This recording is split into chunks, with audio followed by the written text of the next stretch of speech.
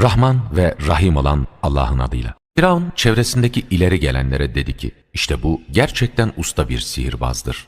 Sizi sihriyle toprağınızdan çıkarmak istiyor. O halde bu konuda ne diyeceksiniz? Onlar dediler ki, onu ve kardeşini bir süre alıkoy ve kentlere toplayıcılar gönder. Bütün usta sihirbazları sana getirsinler. Böylece sihirbazlar belirli bir günün belirlenen bir vaktinde bir araya getirilmişlerdi. Halka, siz de izlemek için toplanır mısınız denildi. Onlar da, eğer sihirbazlar üstün gelirse, belki biz de onlara uyarız dediler.